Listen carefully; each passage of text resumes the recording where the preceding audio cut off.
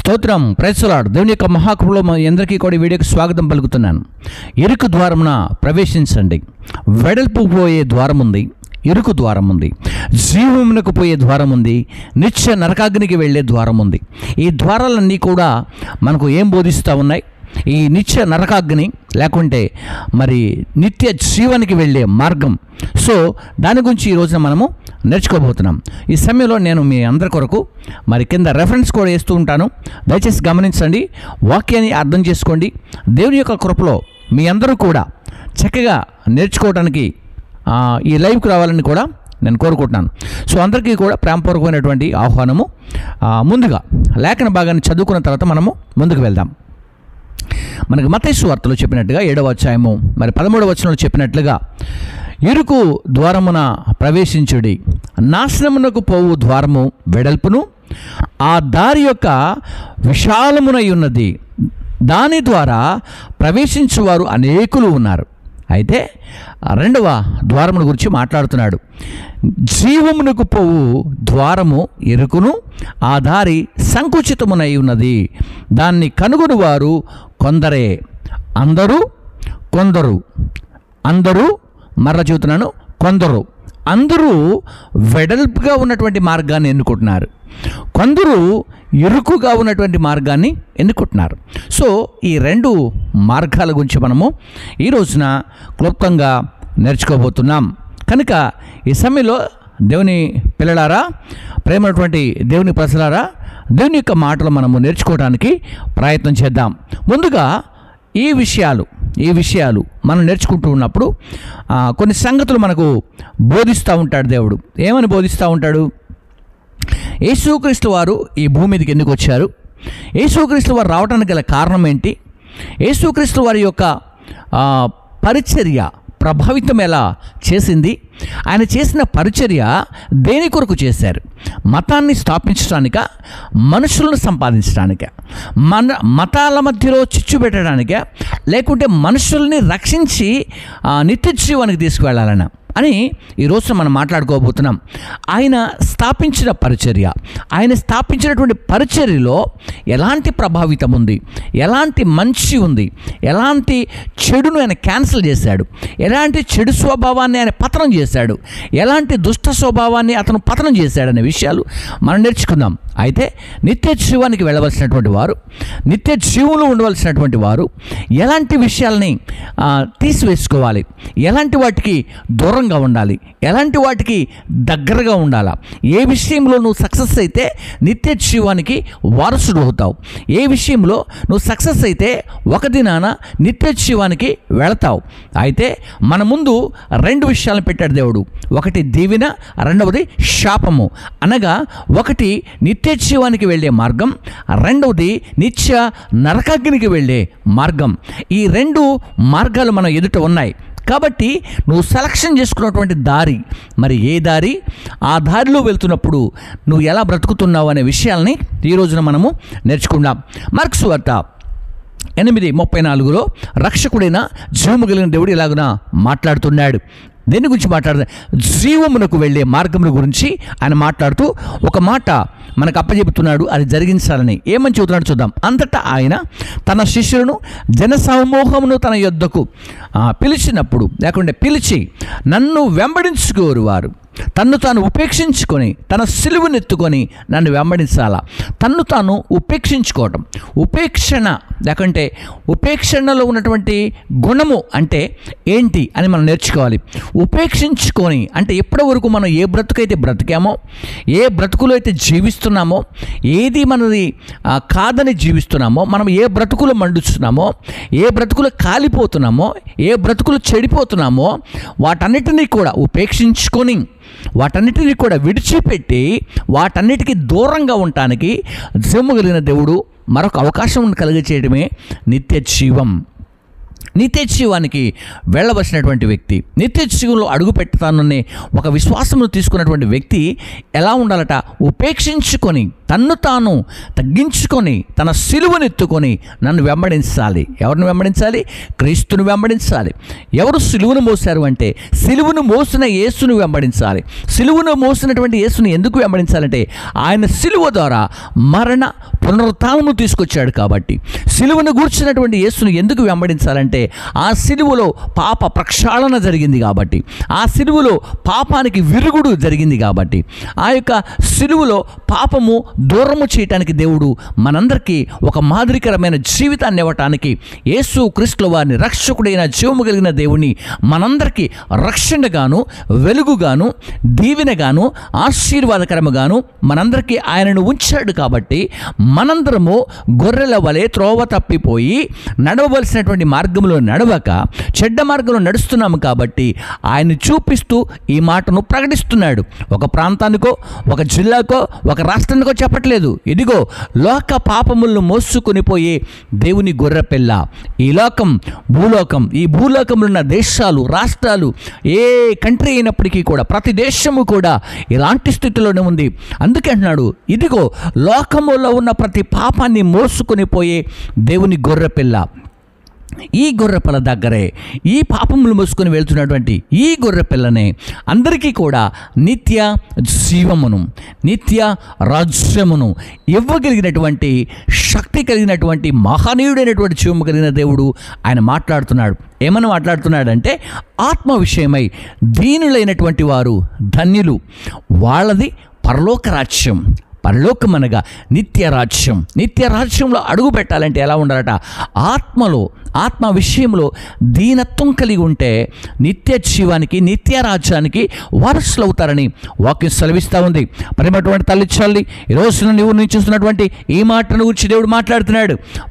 లూకాసు 12:32 అంటున్నాడు, చిన్న మంద భయపడకండి, డోంట్ వరీ, భయపడకండి. మీకు భయం అనేది అవసరమో లేదు. ఎందుకంటే మీకు రాజ్యమును అనుగ్రహించుటకు మీ తండ్రికి ఇష్టమైనది, మీకు శాశ్వతమైనటువంటి పరలోక రాజ్యాన్ని ఇవ్వటానికి, నిత్య రాజ్యమును ఇవ్వటానికి, నిందల నుండి తీసివేయడానికి ఎవరికి ఇష్టమైందంటే మీ తండ్రికి ఇష్టమైంది. ఆ తండ్రి ఇష్టపడి ప్రాణం పెట్టాడు. ఆయన ప్రాణమును తిరిగి తీసుకున్నటువంటి మహనీయుడైనటువంటి జీవము కలిగిన దేవుడు తిరిగి ఆయన లేచాడు. మరణం యొక్క అంచులు, మరణములో ఉన్నటువంటి ప్రతిదీ కూడా ఆయన ముందు నిలబడలేకపోయింది.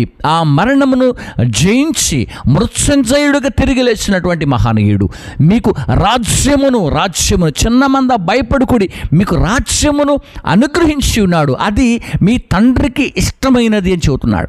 సో ప్రేమటువంటి స్నేహితులారా, ఈ వీడియోను వీక్షిస్తున్నటువంటి సహోదరులారా, ఈ దారి మరి నీ దారి, ఇరుకు ద్వారమని ఇబ్బందులు పడుతున్నానని దారి మారుస్తున్నావా? కష్ట దినాలున్నాయని, నష్టం జరుగుతుందని దారి మారుస్తున్నావా? సో ఈ రోజున భయపడకు, ఈ రోజున భయపడకు అని ఆయన వాక్యము మనకు తేటగా తెలియచేస్తూ ఉంది. వాక్యం అంటుంది ఇలాగన, సామెతల గ్రంథము 4వ అధ్యాయము 26వ వచనము 27వ వచనం మనకు సెలవిస్తూ ఉంది, నీవు నడుచు మార్గమును సరళం చేస్తాను. నువ్వు నడిచే మార్గము ఏదైతే ఉందో, నువ్వు నడుస్తున్న మార్గం ఏమైతే ఉందో ఆ మార్గమును నేను సరళము చేస్తాను. నువ్వు నడుస్తున్న మార్గము సత్యమైందా? నువ్వు నడుస్తున్న మార్గము జీవమున్నదా? నువ్వు నడుస్తున్నటువంటి మార్గములో నిత్యము ఆనందము కలదని వాక్యం ప్రశ్నిస్తున్నప్పుడు రక్షకుడైన జీవము కలిగిన దేవుడు మాట్లాడుతున్నాడు. ఇదిగో నేను మార్గమును, సత్యమును, జీవమును అని చెప్పేసి. కాబట్టి నువ్వు నడుస్తున్న మార్గము సరళము చేయబడుతుంది. అందులో నీ సమస్య ఏదున్నా, నీ కష్టం ఏదున్నా, నీ ఇబ్బంది ఏదున్నా, ఇరుకులు ఎన్నున్నా, అనారోగ్య స్థితి ఉన్నా, అప్పులు పాలైపోయినా, నిందలు పడుతున్నా, కష్ట దినాల్లో నువ్వు ఉన్నా, మంచం మీద పడిపోయి ఉన్నప్పటికీ కూడా మహనీయుడైన జీవము కలిగిన దేవుడు ఈ రోజున సరళము చేయబోతున్నాడు. నీ మార్గమును సరళము చేయబోతున్నాడు. నీ మార్గములు వంకరగా ఉన్నా అవి చక్కగా చేయబడతాయి.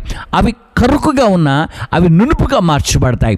అవి మెట్టలుగా ఉన్నా లేకపోతే ఎత్తు పల్లాలుగా ఉన్నప్పటికీ కూడా అవన్నీ కూడా సరి చేయబడతాయి. ఈ రోజున నీ బ్రతుకును సరిచేస్తున్నటువంటి జీవము కలిగిన మహాదేవుడు, నీ కుటుంబ వ్యవస్థను సరిచేయటానికి సిద్ధపడినటువంటి మహనీయుడైన జీవము కలిగిన మహనీయుడు, సో ఆయన మాట్లాడుతున్నాడు ఈ రోజున. So are you ready? నువ్వు రెడీగా ఉన్నావా? నీ జీవితాన్ని మార్చుకోవటానికి నువ్వు రెడీగా ఉన్నావా? అందుకని చెబుతున్నాడు, నీవు నడుచు మార్గమును సరళము చేయుదుము, అప్పుడు నీ మార్గములన్నీ కూడా ఏమవుతాయి? స్థిరములగును. నీవు కుడి తట్టుకైనను ఎడమ తట్టుకైనను తిరగకము, నీ పాదములు కీడునకు దూరంగా ఉంచు. కుడికి ఎడమకి, లెఫ్ట్ అండ్ రైట్, రెండు దారులు కనిపిస్తున్నాయి మనకి, రెండు దారులు కనపడతా ఉన్నాయి. మనం బస్టాండ్కి వెళ్ళామంటే మన దారి ఏదో, మనం ఎక్కవలసినటువంటి స్టేజీ ఏంటో మనం చూసుకొని, బోర్డు చూసుకొని మరి వెళ్తాం మనం ఏ ప్రాంతానికి వెళ్ళాలా అని. సో ఇక్కడ చూస్తే స్టే నౌ మన ఎదురుగా రెండు దారులు కనిపిస్తూ ఉన్నాయి. ఒక దారి నిత్య జీవానికి వెళ్ళేది, మరొకటి నిత్య నరకాగ్నికి వెళ్ళేది. ఈ రెండు దారులు కనిపిస్తున్నాయి. ఆ దారిలో మనం ఏ దారి సెలక్షన్ చేసుకున్నాం, ఏ దారిలోకి వెళ్తున్నాం? ఒకవేళ నిత్య రాజ్యం అనే దారిని సెలక్షన్ చేసుకున్నప్పుడు, ఆ దారిలో మనకు కష్టాలు వస్తున్నప్పుడు, ఇరుకులు వస్తున్నప్పుడు, ఇబ్బందులు వస్తున్నప్పుడు ఆ దారి బాగోలేదని ఆలోచన చేస్తున్నామా? ఈ రోజున నీ దారిని మార్చగల దేవుడు, నీ దారిని సరళము చేయగల దేవుడు, నీ దారిలో ఉన్నటువంటి మెట్టలను సమస్తము కూడా క్లీన్ చేయగల సమర్థుడైన జీవము కలిగిన దేవుడు ఈ రోజున నీతో నాతో మాట్లాడుతున్నాడు. నువ్వు కుడికి కానీ ఎడముకు కానీ తిరగవలసిన అవసరము లేదంటున్నాడు. అందుకే ఇక్కడ ఒక మాట రాస్తున్నా చూడండి. అలా ఒకవేళ తిరిగినట్లయితే మన జీవితంలో మత్తయి 20:16 చెబుతున్నాడు, ఈ ప్రకారమే కడపటివారు మొదటివారు కడపటివారు అవుతారు. ఎందుకంటున్నాడు ఈ మాట అంటే, నిత్య జీవం అనే రాజ్యానికి నువ్వు వెళ్తూ ఉన్నప్పుడు ఇక్కడ కుడికి కానీ ఎడమకు కానీ నీ పాదములు కీడు చేయటానికి కనుక ప్రయాణం చేస్తూ ఉంటే, ఒకవేళ నీకంటే వెనకొచ్చేవాళ్ళు, ఈ దారిలో నీకంటే వెనకొచ్చేవాళ్ళు ఏమవుతారంటే, వాళ్ళు ప్రిపేర్ చేయబడి నీకంటే ముందుగా వెళ్తారట. నీకంటే ముందుగా వెళ్తారు.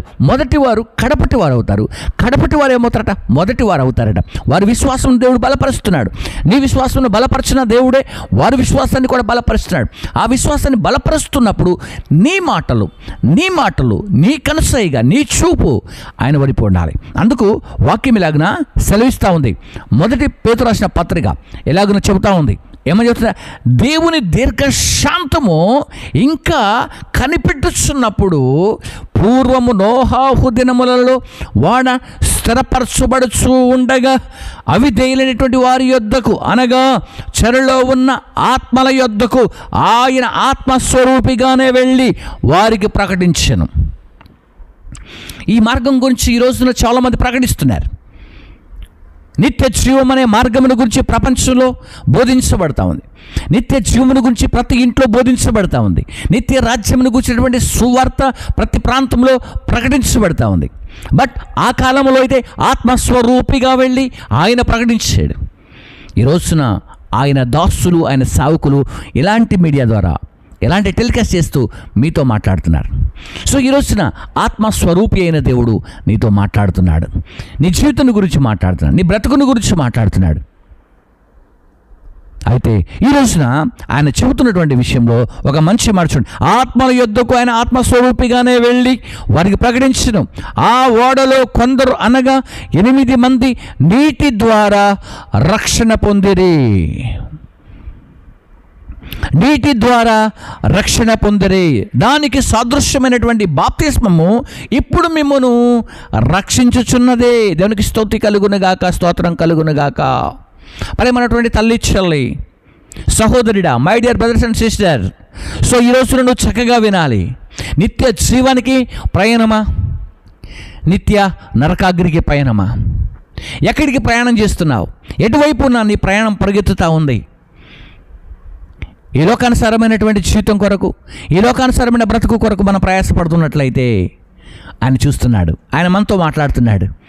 నువ్వు నడుస్తున్నటువంటి దారి రాంగ్ వేలో వెళ్తూ ఉంది. రైట్ రూట్లో వెళ్ళట్లేదు, నువ్వు క్రమమైన పద్ధతిలో వెళ్ళట్లేదు. దేవుడు నీతో నాతో మాట్లాడుతూ ఉన్నాడు. సో ప్రియమైనటువంటి వారలారా, ఈ సమయంలో నిత్య జీవానికి సిద్ధపడ్డావా?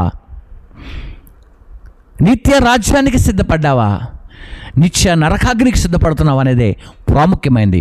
ఈ బ్రతికే 60-70 సంవత్సరాలు, ఈ బ్రతికే 60-70 సంవత్సరాలు కాదు అంటే 80, కాదు అంటే 90, ఇంకా ప్రాముఖ్యంగా ఉంటే 100 years, last and final days. But నువ్వు దేని కొరకు ప్రిపేర్ అవుతా ఉన్నావు? 70 సంవత్సరాలు ఒక ట్రైన్లో వెళ్తే మనము ఆ ట్రైను 100 కిలోమీటర్ ప్రయాణం చేస్తే మనం 70 కిలోమీటర్ వరకే వెళ్ళగలిగే ప్రయాణం ఉంటుంది. అక్కడ దిగే స్టేజీ కూడా ఉంటుంది. లేదు, ఒక 1000 కిలోమీటర్ ఒక ట్రైన్ ప్రయాణం చేస్తూ ఉంది. మనము దాదాపుగా ఒక 100 కిలోమీటర్ చాయిస్. మన గ్రామం ఎంత దూరం ఉంటే, మన ప్రాంతం ఎంత దూరం ఉంటే, మనం ఎక్కడ దిగాలో, ఎక్కడి వరకు టికెట్ తీసుకున్నామో అక్కడే దిగేస్తాం. సో లైఫ్ టైంలో కూడా అంతే. దేవుడు మనకిచ్చిన అవకాశం ఎంతవరకు ఉందో ఈ యాత్రలో, ఈ మానవ యాత్రలో, ఈ మానవ ప్రయాణంలో, ఈ జీవిత యాత్రలో, బ్రతుకుతున్న ఈ ఆత్మీయ యాత్రలో మనం నడుస్తున్న ప్రయాణము ఏదో ఒక రోజున మన ఎదురు కూడా మన స్టేజీ వచ్చి నిలబడుద్ది. మన కౌంటౌన్ కూడా స్టార్ట్ అవుద్ది. మన కౌంటౌన్ స్టార్ట్ అవుద్ది. మనం చేసిన క్రియలు, మనం చేసిన పనులన్నీ కూడా మన ముందు నిలబడతాయి. మన ముందు కూడా అదే రోజున డెడ్ లైన్ వచ్చి నిలబడుద్ది. నీ స్టేజీ వచ్చింది, దిగు అని అంటుంది. ఎందరో దిగిపోయారు ఇప్పటివరకు. మన ముందు ఎంతోమంది దిగిపోయారు, ఎంతోమంది కాలిపోయారు, ఎంతోమంది చెడిపోయారు, ఎంతోమంది పడిపోయారు.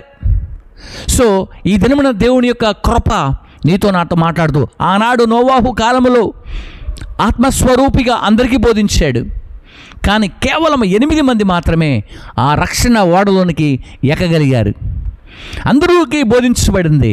ఈ రోజున 800 కోట్ల జనాభా ఉన్న మన యూనివర్సల్గా ప్రపంచవ్యాప్త జనాభా ఎంతమంది ఈ రక్షణ వాడు ఎక్కగలుగుతున్నారు?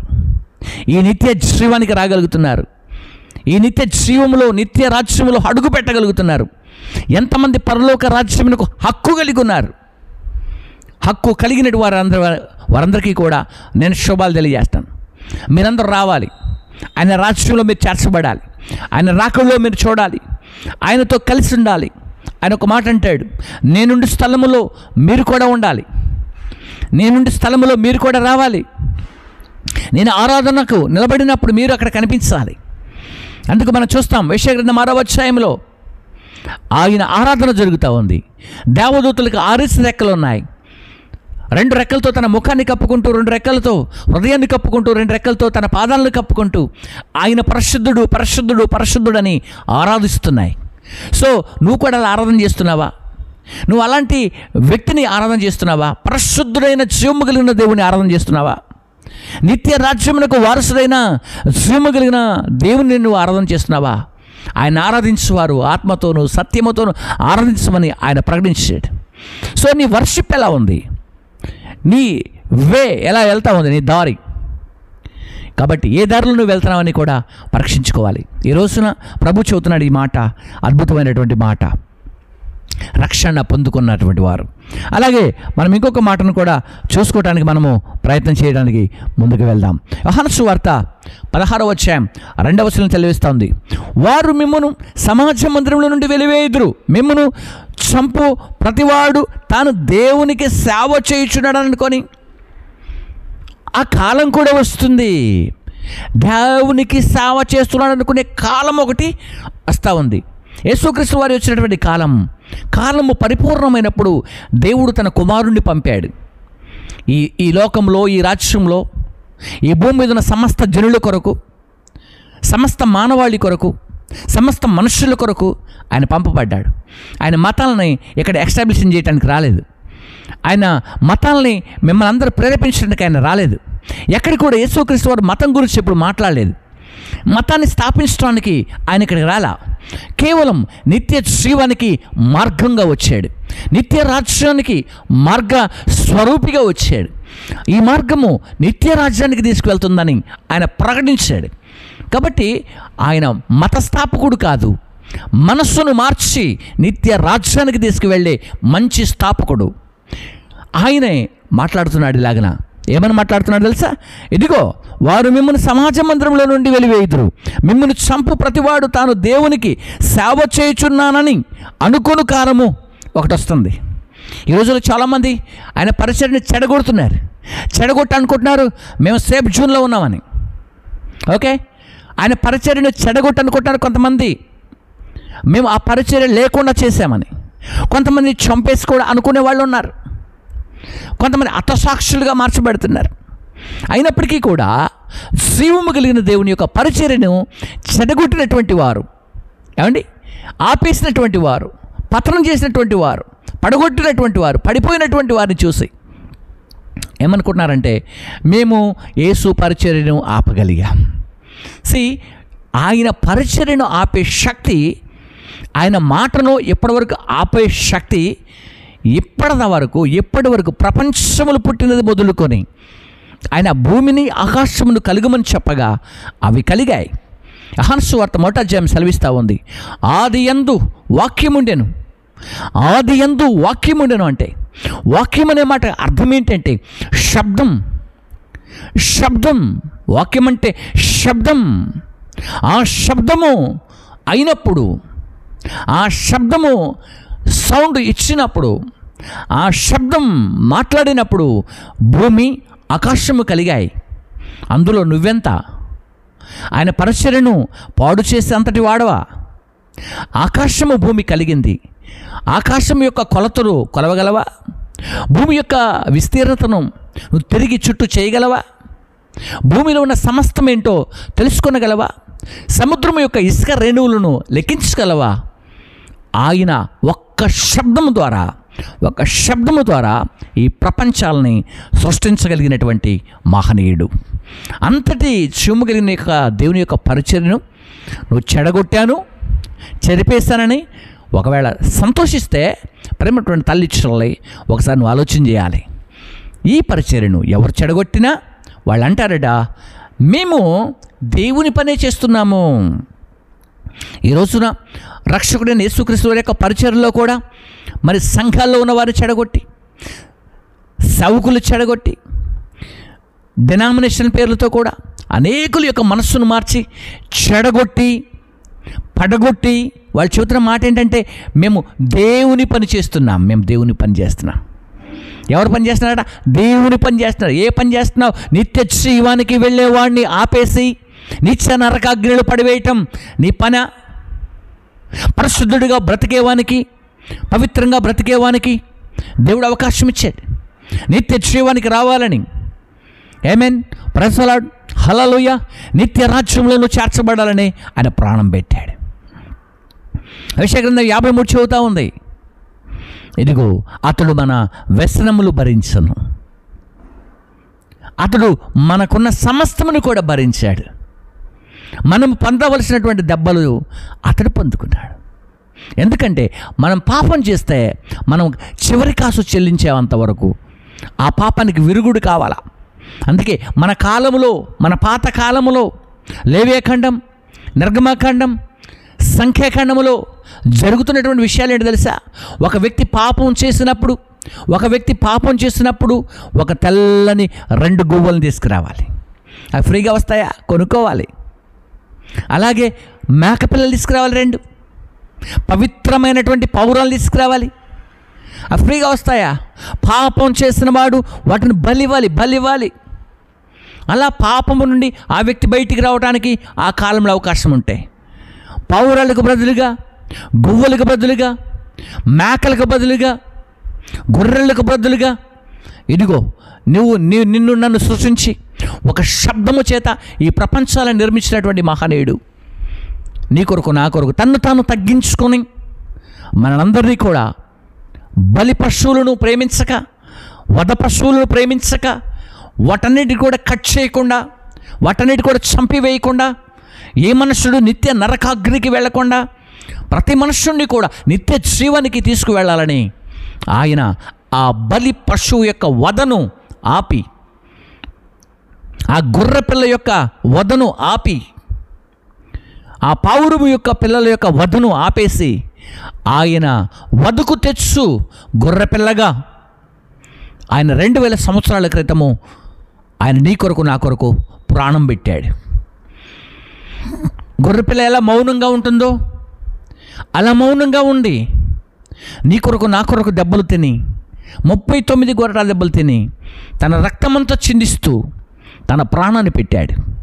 ఎందుకని? నీ దారి మార్చుకుంటావని. నీ దారి అది క్రమమైన దారి కాదని, ఆ దారిలో వెళ్తే నిత్య నరకాగ్నికి వెళ్తావని నీ దారి మార్చటానికి ఆయన బలిగా, అర్పణగా, వధ పశువుగా ఆ రక్తమంతా చిందించి నీకోసం ప్రాణం పెట్టిన మహనీయుడు ఆయన. ఆయన పేరే వాక్యం, ఆయనే శబ్దం. ఆ మాటకు అర్థం దేవుడు. కాబట్టి దేవుడు బిగినింగ్ అండ్ ద బిగినింగ్ యోహాను సువార్త 1 తెలియజేస్తూ ఉంది, ఆది యందు దేవుడు. ఆదికాండం 1 సెలవిస్తూ ఉంది, అండ్ ద బిగినింగ్. ఆది యందు దేవుడు భూమిని ఆకాశము నిర్మించాడు. ఎలా నిర్మించాడు? పలికాడు, మాట్లాడాడు, శబ్దం, సౌండ్ ఇచ్చాడు. కలగమంటే కలిగాయి. ఆ శబ్దములు పుట్టినటువంటి ఈ భూమి ఆకాశమును నిర్మించిన దేవుడు నిన్ను నన్ను తన స్వహస్తముల చేత నరుణ్ణి మట్టి నుండి నిర్మించాడు. ఈ మట్టిలో పుట్టినటువంటి ఆత్మ పేరే జీవాత్మ. నీలో ఉంచినటువంటి జీవాత్మ ఈ ఆత్మ అక్కడికి రావాలని కోరుకుంటున్నాడు. ప్రసంగి గ్రంథం 12వ అధ్యాయంలో దేవుడు దయచేసిన ఆత్మ దేవుని యొద్దకు వెళ్ళాలని కోరుకుంటున్నాడు. దేవుడు ఇచ్చిన ఆత్మ, దేవుడు పెట్టిన ఆత్మ, నరుని ఆత్మ యెహోవా పెట్టిన దీపం. నీ లోపల ఉన్నటువంటి ఒక దీపం. అది మండుచున్నంత వరకే నీ బ్రతుకు, అది మండుచున్నంత వరకే నీ ఆశలో, అది మండుచున్నంత వరకే నీ కోరికలో. ఆ దీపం ఎప్పుడైతే ఆరిపోద్దో, ఆ బ్రతుకు ఎప్పుడైతే ఆరిపోద్దో, ఆ తర్వాత ఏ దారి నీ దారి. 1 నిత్య నరకాగ్నికి, 2 నిత్య జీవానికి. ఎక్కడ నీ పరిస్థితి? ఏ దారిలో వెళ్తున్నావు అని ఆయన ప్రశ్నించినప్పుడు, ఈ మట్టితో చేయబడినటువంటి మనుష్యుడా ఎక్కడ నువ్వు ఉన్నా, నేను ఈయనకు కుమారుని కాదు, నేను ఈయన నా దేవుడు కాదు అని అంటున్నావా? నిన్ను నిర్మించినవాడు, నిన్ను బ్రతికిస్తున్నవాడు ఈ మాట తెలియజేస్తూ ఉన్నాడు. కొందరు నిందల పాలగటానికి, మరి కొందరైతే నిత్య జీవానికి వారసులు అవటానికి. కనుక ప్రేమటువంటి వాళ్ళరా, ఈ సమయంలో ఆయన వాక్యం నీతో సూటిగా మాట్లాడుతూ ఉంది. ఎస్ మై ఫ్రెండ్స్, ఈ రోజున ఆ జీవము కలిగిన దేవుడు, ఆ శక్తిమంతుడైన దేవుడు, ఆ బలవంతుడైన దేవుడు 2000 సంవత్సరాల క్రితం వచ్చాడు. వచ్చి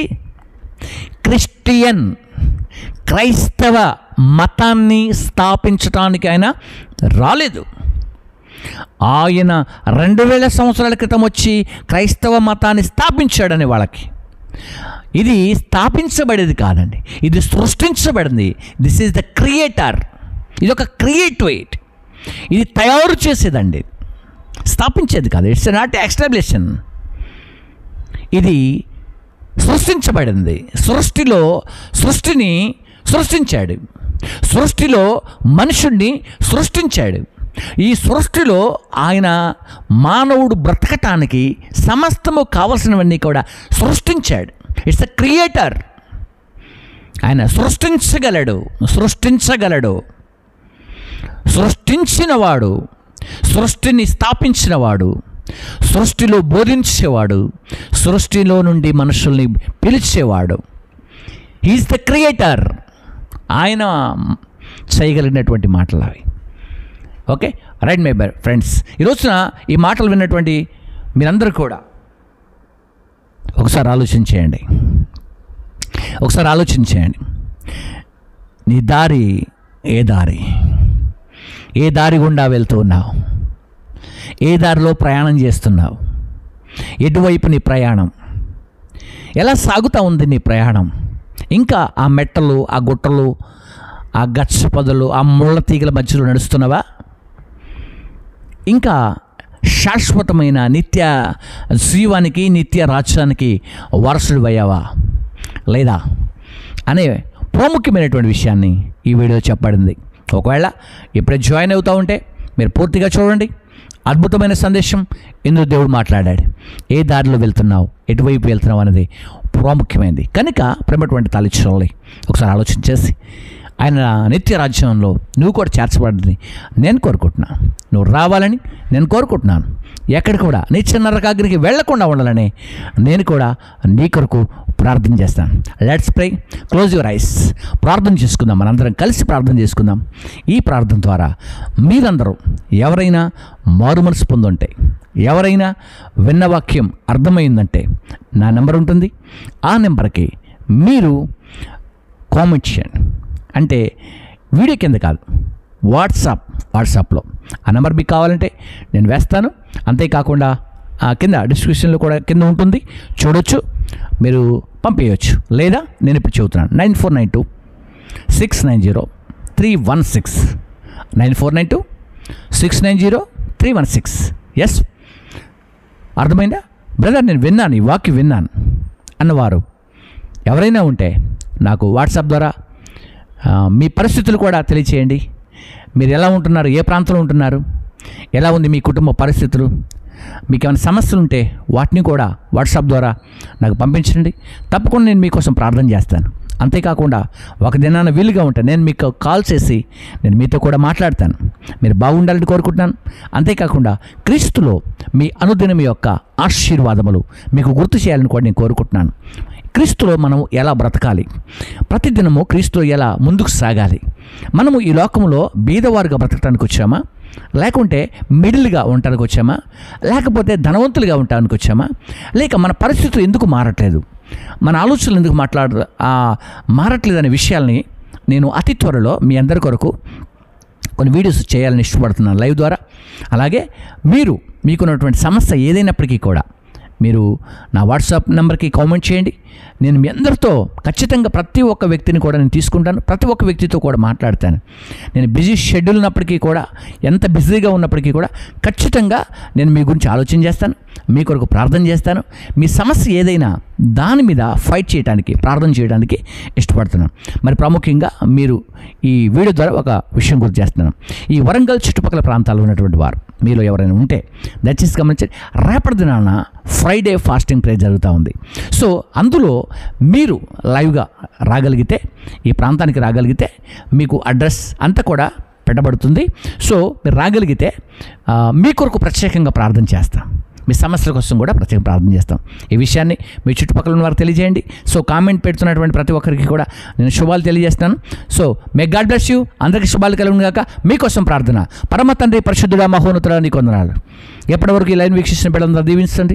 నీ కృపలో జ్ఞాపకం చేసుకోండి. ప్రాముఖ్యంగా స్పెషల్లీగా తండ్రి, నీ నిత్య రాజ్యం యొక్క ఆ విషయాలు ఇప్పటివరకు మేము మాట్లాడుకున్నాం. ఆ యొక్క రాజ్యంలోనికి రాబోతున్న ప్రతి బిడ్డ కూడా దీవెనకరముగా ఉండునుగాక. ప్రతి ఒక్క బిడ్డ కూడా ఈ యొక్క లైఫ్స్ ద్వారా అనేక విషయాలు వాళ్ళు నేర్చుకుందరుగా. కానీ అయ్యా, ఇంకా వారిని బలపరచండి, స్థిరపరచండి. నిత్య జీవానికి వారసులగినట్లు మేము ముందుకు తీసుకెళ్తూ ప్రార్థిస్తుండగా వారికి మీరు సహాయం చేసి మహిమ పొందమని, మమ్మల్ని ఎలా రక్షించుకున్నారో వారిని కూడా ఎలా రక్షించుకుంటారని మహిమ ఘనత ప్రభువునికి ఆస్వాదిస్తూ యేసును ప్రార్థించుకున్నాం తండ్రి. Amen, amen. May God bless you. అందరికీ కూడా శుభాలు కలుగుగాక. అందరికీ కూడా ప్రైజ్ ది లార్డ్. ఆమేన్. అయితే ప్రాముఖ్యమైన విషయం మరొకసారి మీకు గుర్తు చేస్తున్నాను. రేపటి దినాన బెరాకా వర్షిప్ సెంటర్లో స్వస్థత, విడుదల, అంతేకాకుండా సమస్యల పైన కూడా ప్రార్థన చేయడానికి మరి రేపు వర్షిప్ జరుగుతూ ఉంది. 10 గంటలకు ప్రారంభించబడుతుంది. వీలుగా ఉంటే 11 గంటల వరకు మీరు రీచ్ అయితే 1 గంట వరకు కంప్లీట్గా ఫినిష్ అయిపోద్ది. మీరు ఏ ప్రాంతం నుండి వచ్చినప్పటికీ కూడా మీ అందరి కొరకు ఖచ్చితంగా సమయం తీసుకొని ప్రార్థన చేస్తాను. కరెక్ట్గా టైం మనకు ఉంటుందన్నమాట. అయితే ఈ అడ్రస్ ఎక్కడని మీరు అనుకుంటున్నారా? SRR తోట, కరీమాబాద్, వరంగల్. మరొకసారి చెబుతున్నాను, బెరాకా వర్షిప్ సెంటర్. సో లేకపోతే మన కమ్యూనిటీలోకి వెళ్తే క్లియర్గా పోస్టర్స్ కూడా ఉంటాయి, మీరు రావచ్చు. ఇంకా మీకు ఒకవేళ అడ్రస్ కనుక మీకు అంత తెలియట్లేదు అనుకున్నటువంటి వారు, నేను ఇప్పుడు చెప్పాను కదా, నంబర్ చెప్పాను కదా, ఆ నెంబర్కి కాల్ చేయండి. ఖచ్చితంగా మన పిల్లలు మీ దగ్గరకు వస్తారు. పర్ఫెక్ట్గా మీరు ఎక్కడున్నా చర్చ్ దగ్గర తీసుకొస్తారు. అలాంటి కృప మరి మీ అందరికీ కూడా నేను కలగాలని కూడా ఈ సమయంలో కోరుకుంటాను. May God bless you. అందరికీ కూడా శుభాలు కలుగునుగాక. దానికి స్తుతి. ఆమెన్. Praise the lord.